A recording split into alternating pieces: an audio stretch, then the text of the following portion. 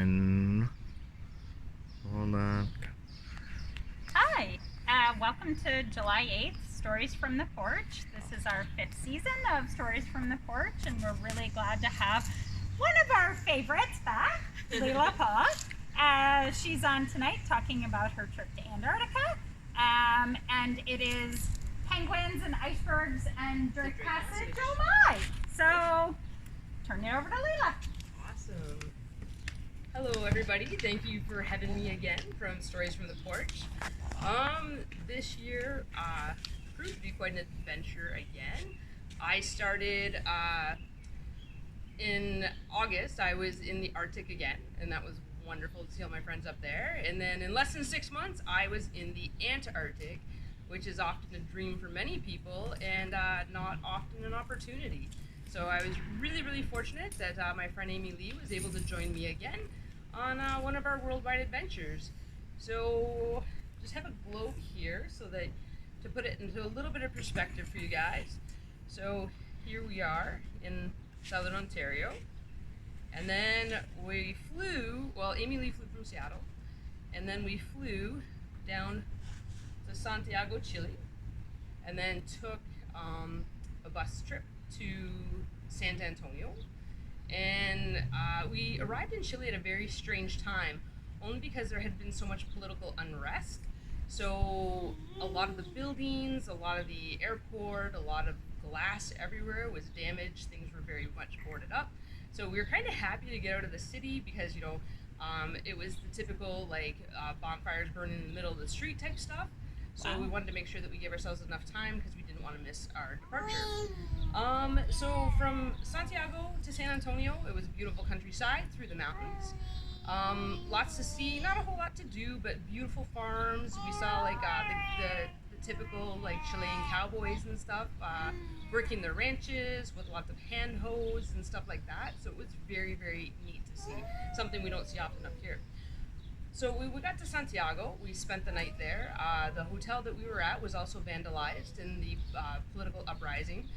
It was a little bit unnerving when we went in because everything had been boarded up. So when we arrived, we kind of wondered if the hotel was closed because when we looked up, we could see that the glass had been broken for the first few stories. But they were still open, and they were attached to a casino, so I don't know if that had something to do with why that particular building was targeted. It was separate, but attached, I guess, you know. So we had a great night. We went to the Fisherman's Market. There was lots going on there. It was really cool because it was kind of like a bit of an underground through tents and caverns. We made our way to the sea or the ocean, I guess, rather.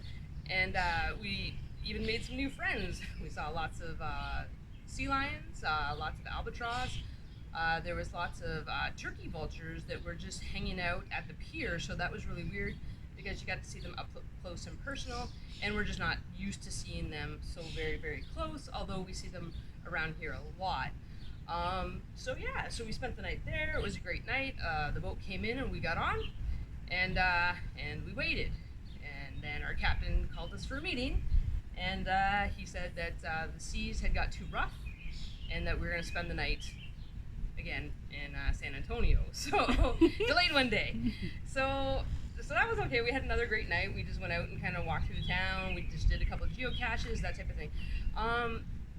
Chile is not known for their art, but their mosaics are incredible.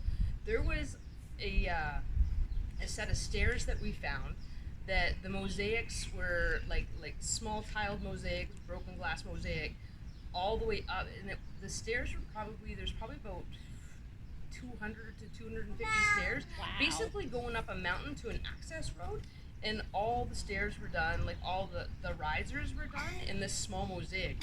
Absolutely stunning. I will post a picture online because it's really worth a watch. I was just gonna ask you. Yeah. Okay, cool. I tried to post some today too, just so that you guys would have an idea what I'm talking about. Great.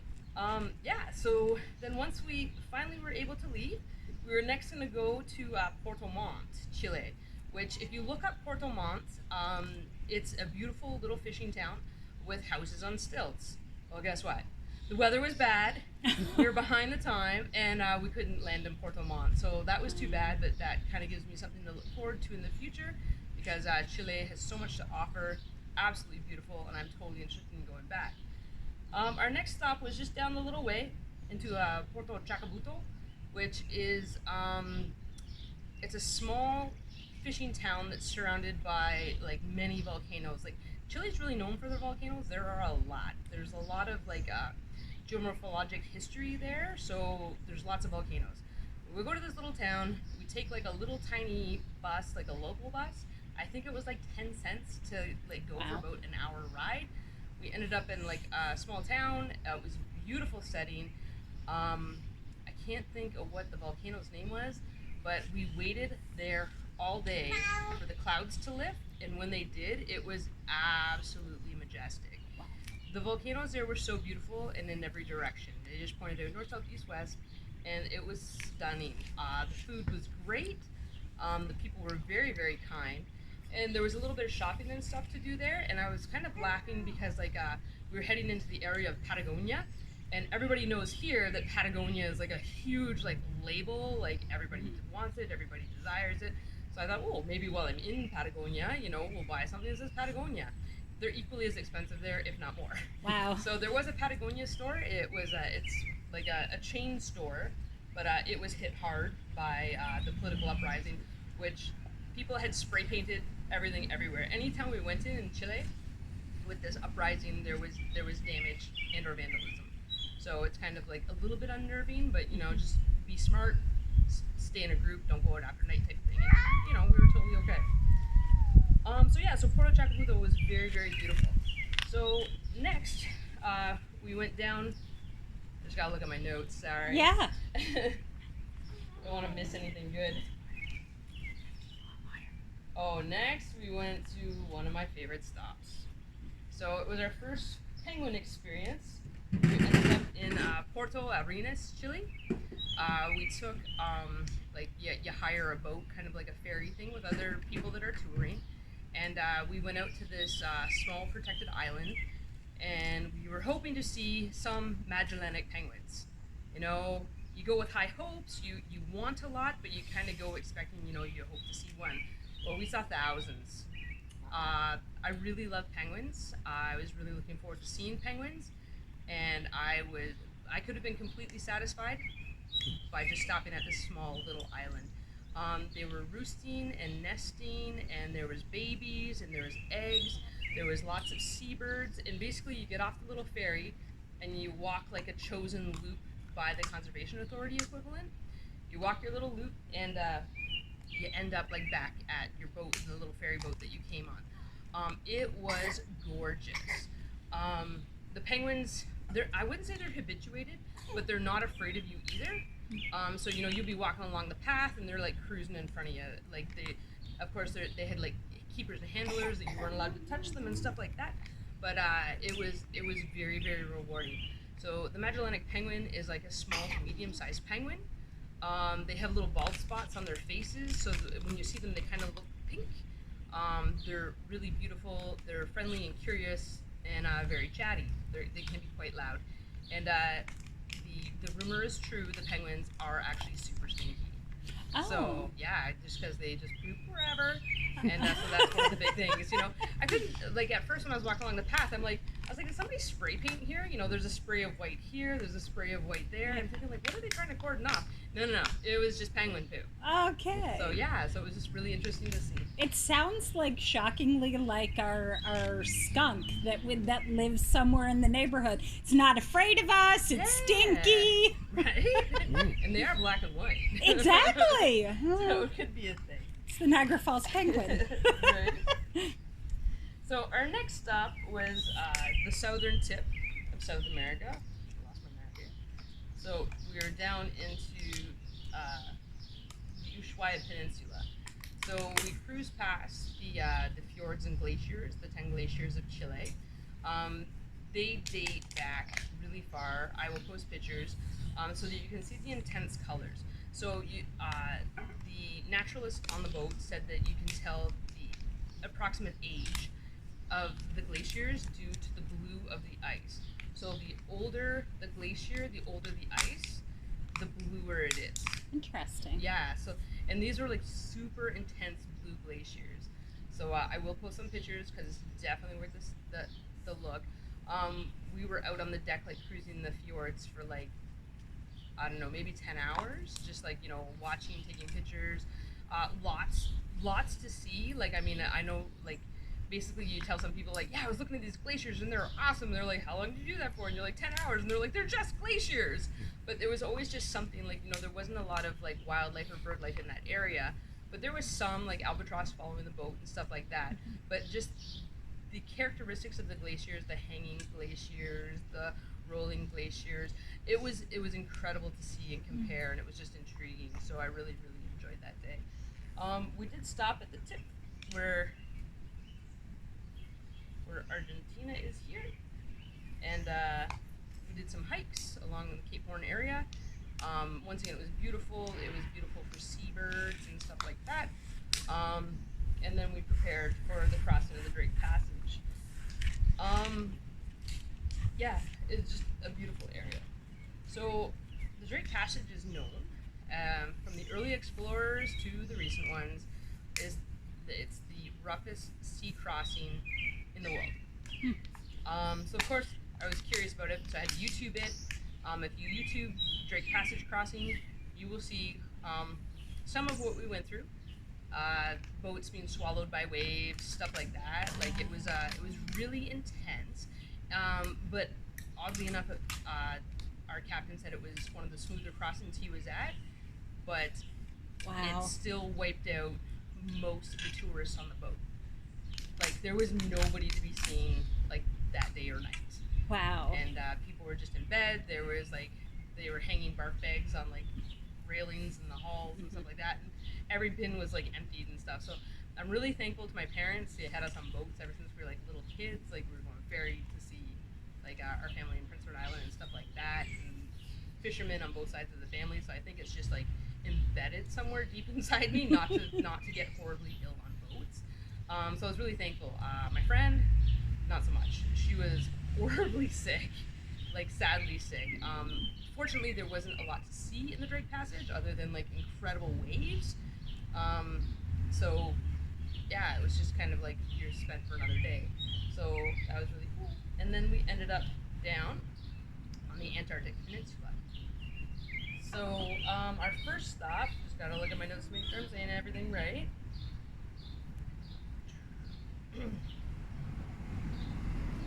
Okay, so our first stop was Deception Island.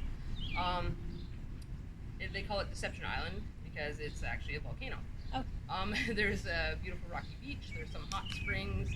There's lots of wildlife. There was like sea lions and seals and penguins and lots of birds like skuas and albatross, and, like big seabirds, as well as like I don't know, maybe 10 million different types of seagulls. Lots of terns and stuff like that. It was incredible. It was really neat to see. It was a protected area, so if you can picture kind of like a sea, and then you're kind of like go to look at everything in the middle. So it was beautiful.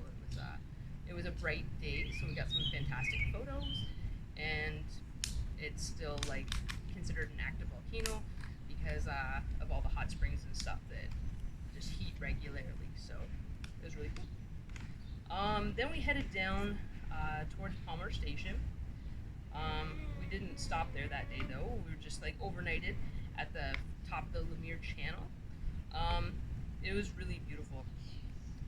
So we were stopped in between Anvers Island and like the actual continent of Antarctica. So if you look at the globe or your map or whatever you're looking at from home, we're kind of like just in this area here. So we kind of like went down like that and then came back up like that. So I don't know how well you can see it on there, but you look it up at home.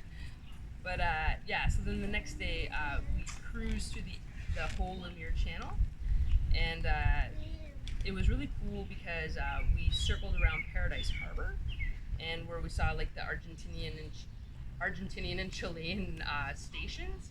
So they're still manned by researchers, And those researchers are allowed to have their families and stuff there. So it was kind of funny because our historian on board was telling us about children first. They were having competitions of like children first conceived, children first born, that type of thing.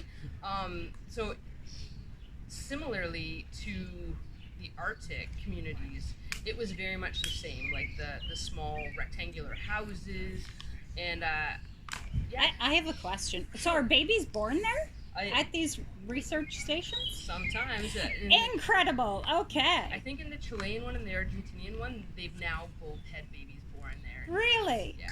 I don't think it's something that's very popular because Well, it's a little but isolated. it's Yeah, very, but cool. very much isolated. But yeah, it's kind of neat, right? Like, and they'll do like random things, like if you you might have heard rumors about like, people like, oh, I'm gonna go work in Antarctica for a year, and they're like, well, let's take your appendix out. And you're like, well, there's nothing wrong with my appendix. Apparently, in the past, not currently, that used to happen. Wow. So, or at least they're not admitting it currently.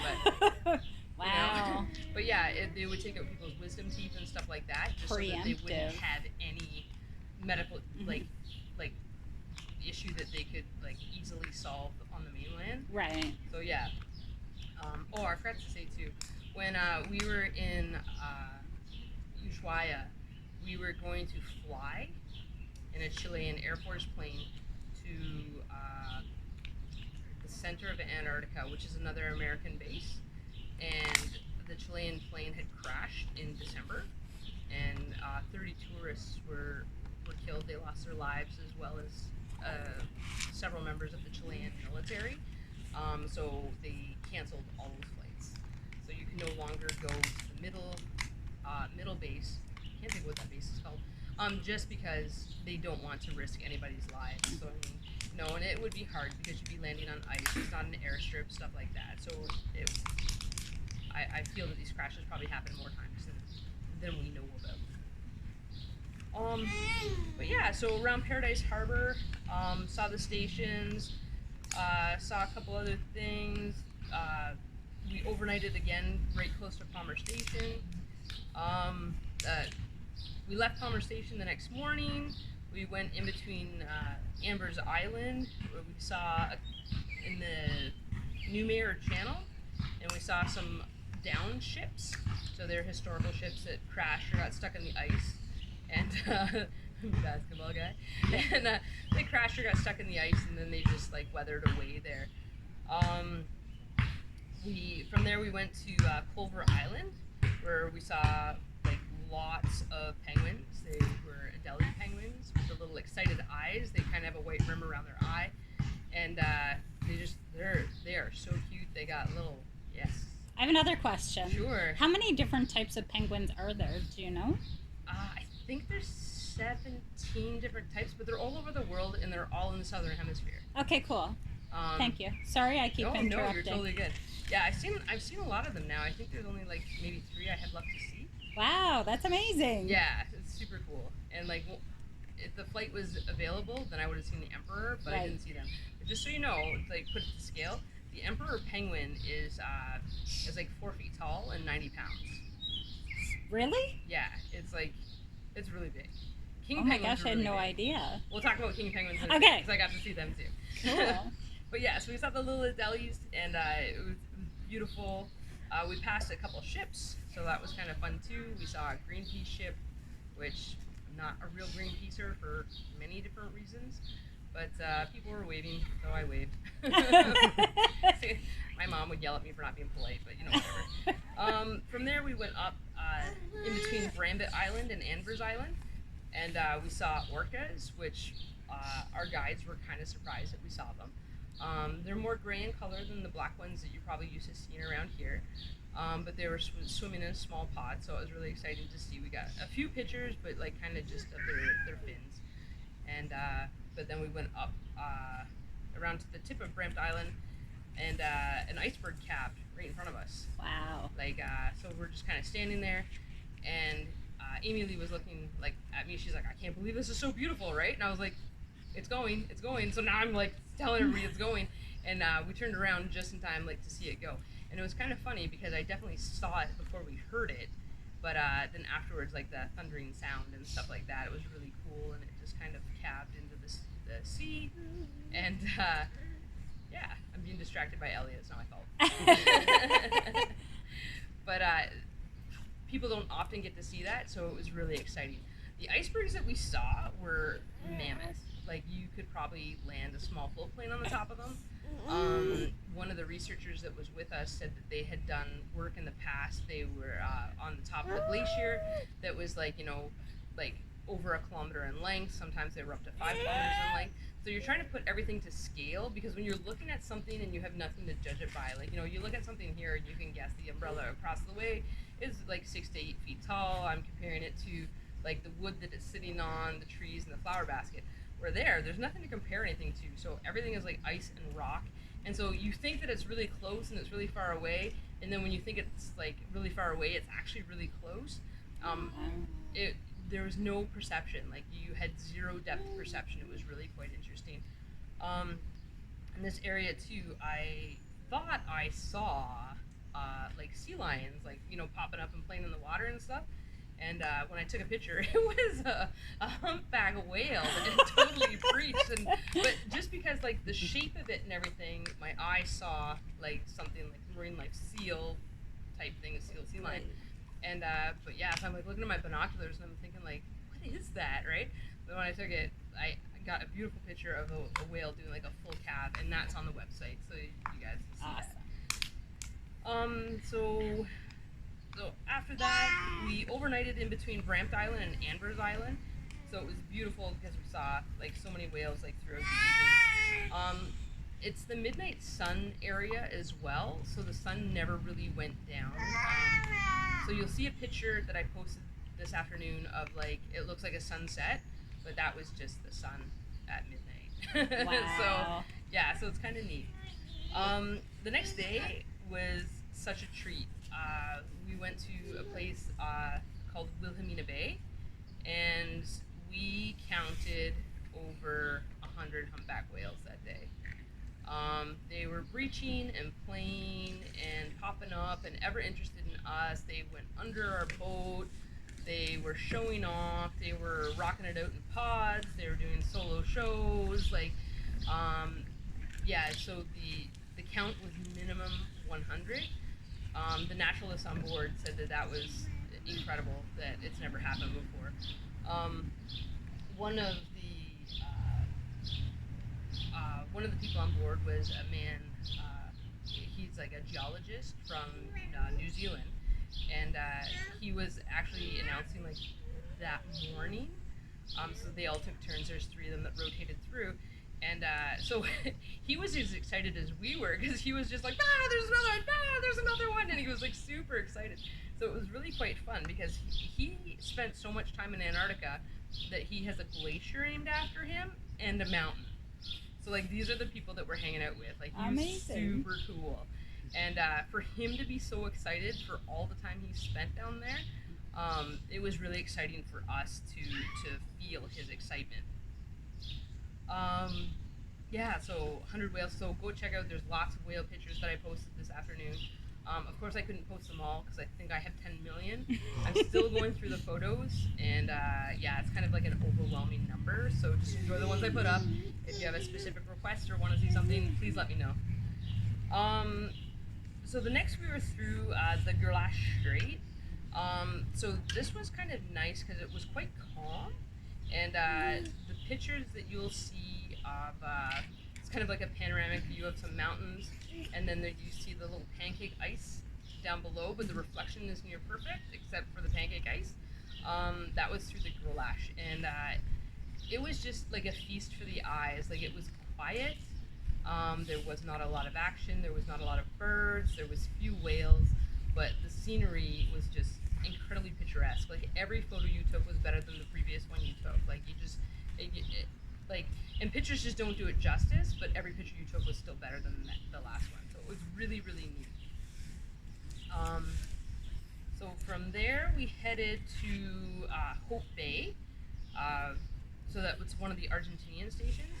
And here there was all kinds of chinstrap and Adelie penguins. Equally as adorable as the next. The chinstrap is the one that looks like he's got a little chinstrap, looks like he's wearing a little helmet. and there was cliffs and stuff here and beaches where there was like there was thousands of penguins there. They do tend to congregate in their own group, but every now and again you'll see an iceberg photo that I posted earlier, and there's a little chin strap hanging out with two Adelies, so it's kind of cute. But yeah, so we saw lots of icebergs. If you're in for a real treat, when you look at the pictures on the Facebook post, there was like curtain icebergs, so when they kind of rippled like this, so it means that they had rolled at some point just before we got there. There was like bergy bergs, which are the rough bits that can tear open a boat. There was like mammoth bergs, like tabular bergs that were kilometers long. There was ones that were grounded. They estimate that they were like 70 to 90 feet below sea level. Like we really got spoiled. There was lots of icebergs to be like in awe of. The fact that the researchers were telling us that they had done work on top of icebergs was also kind of like surprising, because I just figured that they would always be so volatile and easy to roll. But I guess if you're stuck on the ocean floor, that you're really not going anywhere, and it's probably pretty safe. So yeah, so that was pretty cool. Hope Bay was quite beautiful, but the weather turned quite fast. So though we had some like great views and stuff like that, we couldn't get over to the base. We got close to the base, but we couldn't get off to see it. And the storm had rolled in, and when so the captain called for everybody to return, and then when we went back out the channel, there was a large tabular iceberg there, and it had 4 different weathers on it. So it was sunny, rainy, cloudy, foggy, and snowy. It was the weirdest thing, and you could see it. So if you look for the tabular, the long iceberg one, you should be able to see that photo. But yeah, so it was all really interesting. So because everything is so restricted and regulated, we only had 4 days in Antarctica. We truly made the best of them, and nature surely spoiled us. So we were really, really, really lucky.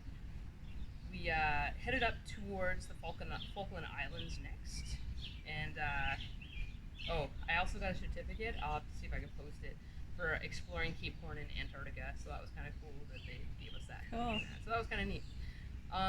Our next was we went up towards the Falkland Islands, and so we stopped at Port Stanley, and here I got to see the king penguins. So we took an obtruse trip across like farmers' fields and everything else. Like they kind of cater to people seeing the king penguins here, and we went to the largest king penguin colony in the world that we know of. And but once again, like they had penguin wranglers, handlers there to watch you to make sure that you didn't touch, beat, steal, anything like that. You wanted to do it all. The king penguins, they're about 3 feet tall and weigh about 70 pounds. So we walked to the beach with a group of 5 of them. You'll see those photos. So they over the seagrass and stuff like that. Like they look so awkward and yet seem to be so travelable. So it was really quite funny to watch them. Then we watched them watching the waves. We're thinking like, are you gonna go for a swim or what's gonna come up here, right? And they were just down there that like had some social time with their friends and like see what's going on. So they were like very characteristically human. It was kind of odd. One did walk into my leg, so my hand might have touched it. I might have got yelled at by some man, but they felt like memory foam. So their feathers are so super dense that when he was kind of pushing against me and I just kind of reached down for him, like I'm short, right? So it wasn't much of a reach at all. But yeah, he just kind of felt like memory foam, so like kind of squishing a memory foam pillow. And I was really surprised. I'm not sure what I thought they would feel like, but I definitely didn't think like that. But they were very dense, very feathery. The Falkland Islands itself was really beautiful. There was several like massive cruise vessels in that day, so it was incredibly busy. So we didn't get to see everything that we wanted just because of the time it took to go to the king penguin colony. But we did take a little walking tour of the town. It's owned, or it's like got the British influence. It's kind of its own entity, but a British colony. And so you felt like the old phone booths, the British phone booths, the post office boxes and stuff like that. They were all like big British influence. The food was great. They had lots of little bars and pubs, and we got some Falkland Islands gin, which was absolutely wonderful. It's probably the best gin I've ever had in the world. Yeah, and then we just headed back out to our ship, and then we were on our way again to Puerto Madryn, Argentina. And then that one was canceled too, just because of bad weather. We couldn't get in; the waves were too big, which was too bad because that's where the orcas beach themselves. So they beach themselves to get the seals, and then they grab the seal and they wiggle themselves back to sea. And so I was really looking forward. Like I was like, it's one of those things. Like that's what I wanted to do, what I wanted to see, but there's no guarantee ever what Mother Nature provides for you. And we had been spoiled so much already that it was just kind of one of those hopeful things that didn't happen. And but it kind of gives me something to look forward to because I'll go try next time. Our next stop was in Montevideo in Uruguay. I wasn't too sure what to expect from Uruguay. I didn't, truthfully, we were only stopped there for a day, so I didn't really research it too much.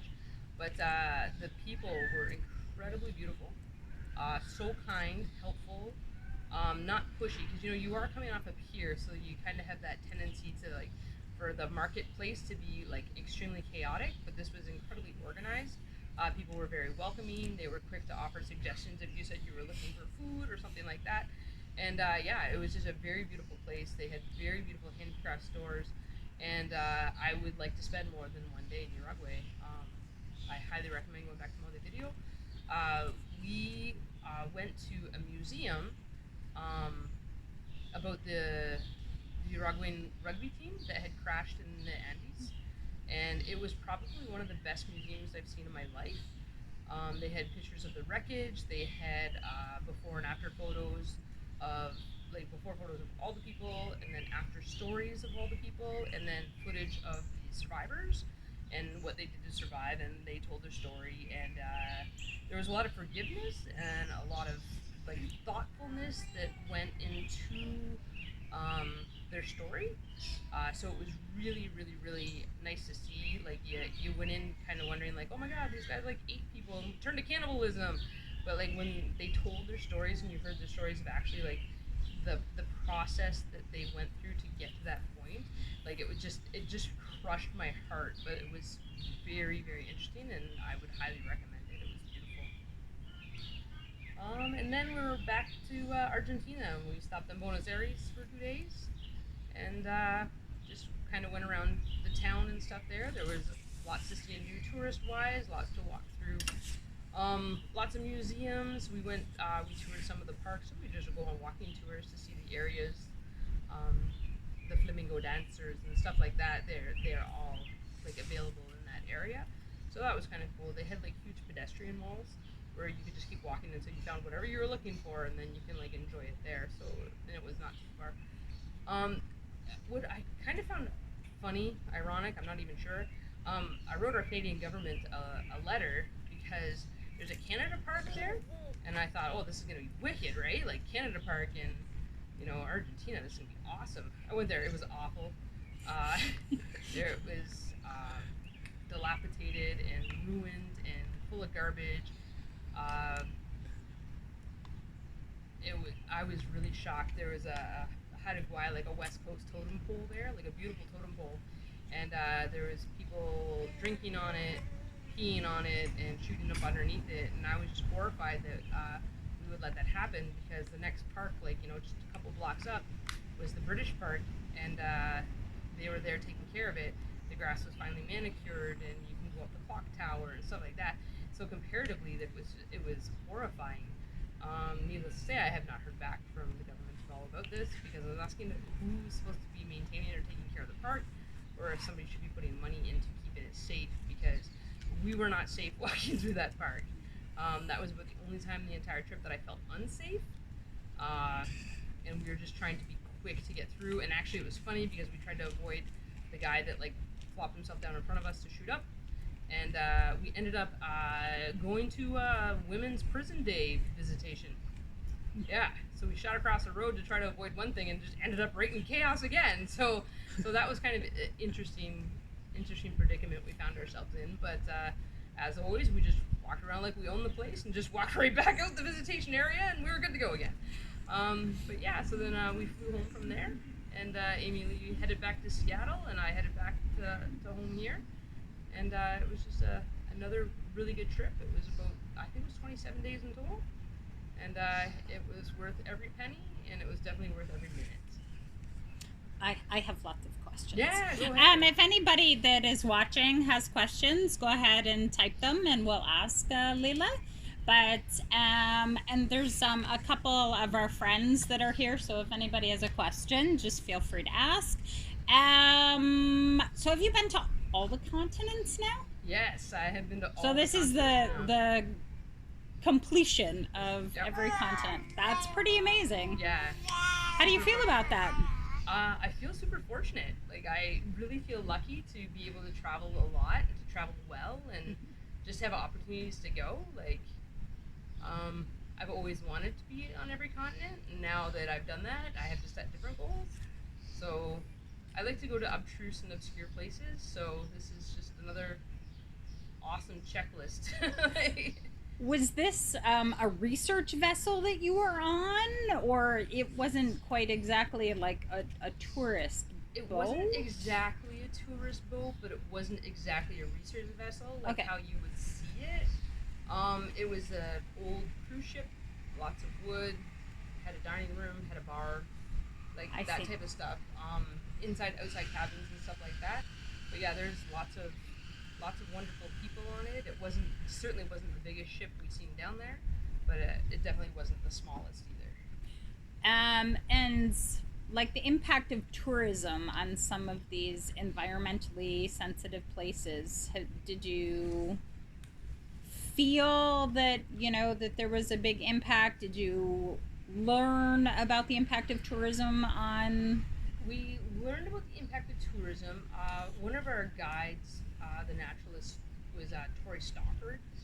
A woman's brilliant. She's from the Seattle area, and her and her husband both were on the boat, and they both worked in Antarctica with various jobs for various reasons at various times. But yeah, we talked to her about it a lot, and not a lot of people head that way.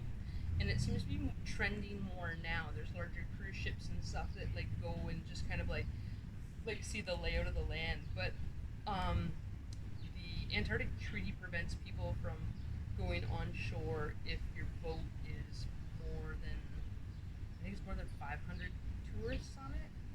There's like a limitation where like you can't go too close to different things, and everybody seems to be like, because you don't want to lose that privilege to go down there and see all those beautiful things. Mm-hmm. So everybody seems to really adhere to the restrictions.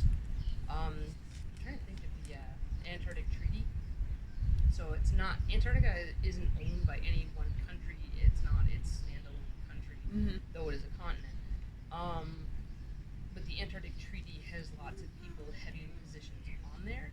So there's like voting rights and stuff like that. So there has to be cooperation between the other countries for how this goes down.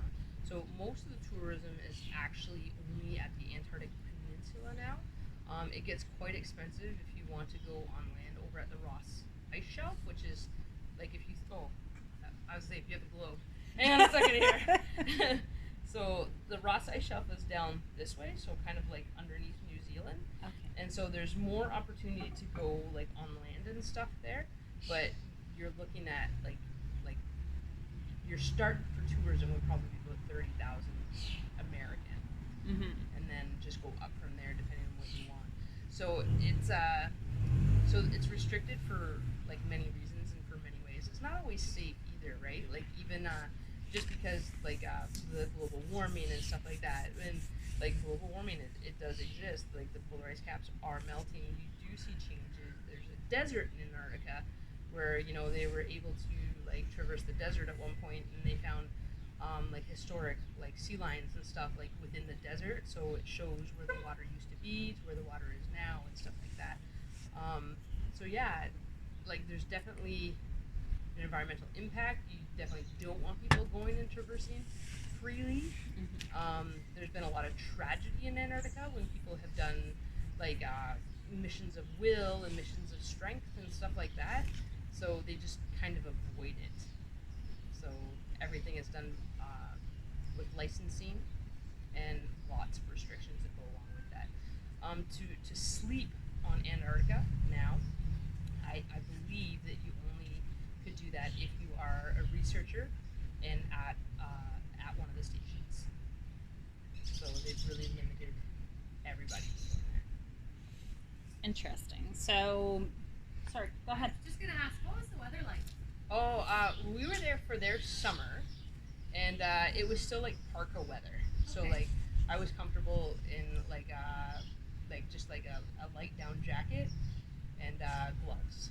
So it's kind of like, I guess it would be like the either like late fall or like late winter type feeling where it's kind of, it's not too warm but not too cold. But yeah, when we left the Argentinian station, they said it was the warmest day it had ever been there, like on history, and it was like 4 degrees.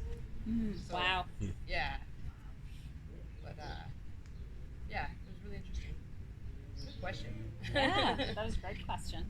In the winter, of course, like the ice and stuff is so much more severe that not a lot of people go there. Like the winds are quite severe as well, which is why the Drake Passage is so rough. And so if you're to go in the winter, you definitely need like, the best of gear, the best of boots, the best of like face protection. Yeah. So are there any, aside from the research stations, are there any people that inhabit Antarctica full time? And also further to that question, if someone needs to be evacuated from Antarctica, from one of the research stations for medical reasons or whatever, are there times of the year that they can't leave the continent? I think there will be times of year where it's harder to leave. Yeah. A lot of them close or have like skeleton crews in the winter. I see. Yeah, so just like kind of avoid any excess people is avoidance of excess problems, right? Yeah. What was your first question, sorry? Oh, are Any permanent residents? permanent residents There are aside no from permanent residents, although Amy Lee's boyfriend Bob from Conversation, he doesn't know. Bob doesn't know that. He has been there for like over 20 years or something, but he still has to like go home and do his thing at home and then go back. So like he hasn't been there permanently for 20 years, but like that's kind of like his home away from home. He does have a home and a family wherever he's from. I can't remember. But there are no permanent residents. There are no settlements that aren't stations or bases. And actually, I didn't really think about it. There's no terrestrial mammals. So if you think of the Arctic, they have like polar bears and caribou and muskox, Right. stuff like that. There's nothing down there. interesting. It's all around the sea. There are a couple questions. Sure. Linda, one of our regulars who joins us on the lawn, in previous summers, she's asking, please restate the website. We came in late and missed it. You mean on the Facebook page, right? Oh, in the on- event? Yes, Yeah. on the events pages, there's I posted a bunch of pictures today. So Okay. if you go to the events page, just scroll down and you should be able to see. Awesome. And Will's mom, she she asked what time of year you were there. You mentioned that. Yeah. She also said thanks for sharing the incredible adventure. Oh, you're very welcome. I'm just trying to see if I missed anybody else's questions. I don't think so. Does anybody else have any questions? Elliot does. Elliot does? He wants to know when you're taking him on a trip. When you're 18, Right. Yeah. Remember that. Where's the big plan then? right? Oh, we'll be planning, Elliot. Don't worry. See where you haven't been. Right? Did you have a question? Just one more. Yeah. Is there an airport there, or did you have to boat in? A boat in. Okay. Yeah. I can't remember. You guys just arrived a few minutes late. There was there's like an airstrip, I guess, that military planes can land on, Okay. but it's very like icy and unkept. Like it's not like how you would feel safe going. Okay. So they had canceled the tourism flights. The Chilean military were flying tourists there to see the emperor penguins, And one of the planes crashed in December, so they stopped those immediately, and they said no more tourist flights. But there are some flights that do come in, but they're usually just military or for operations like that.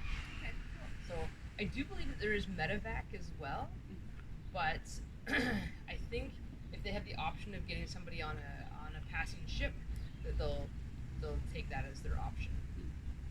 So just I have one more question. I know Sure. you mentioned you went in their summer. What month did you go?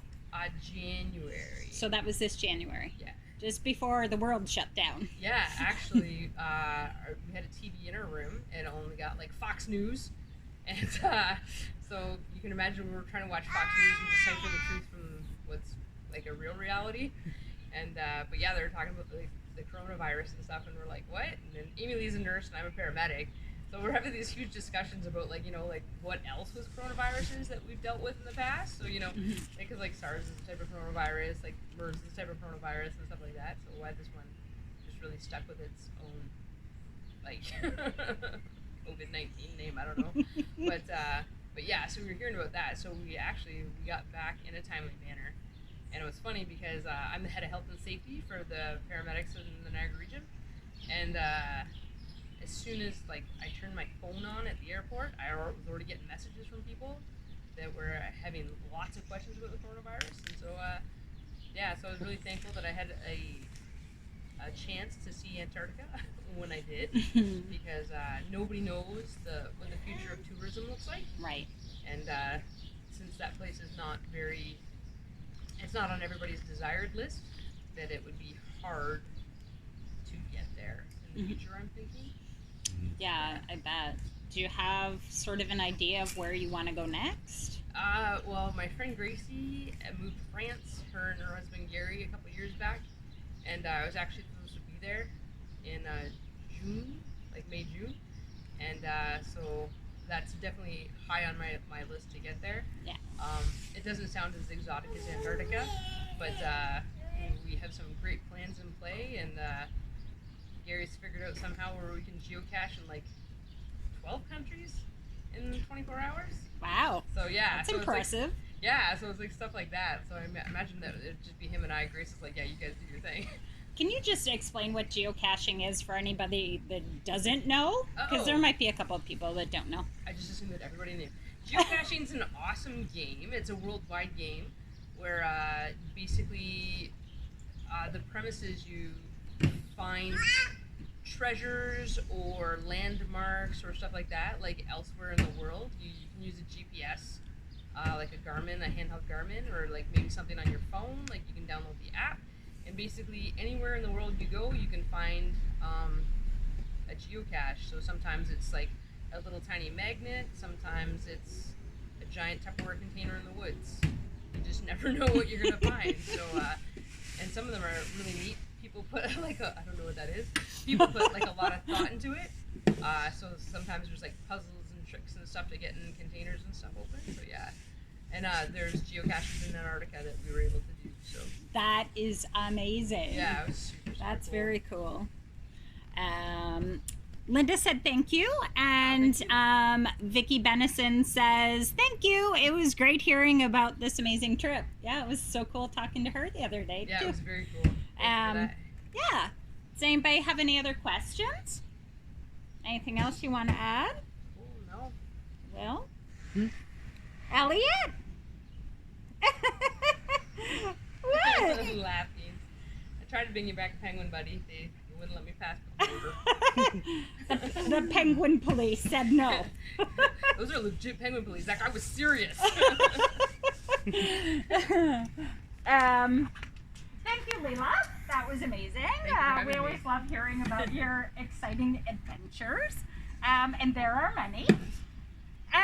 Next week we have Sherry Darlene. She's going to be speaking on the porch.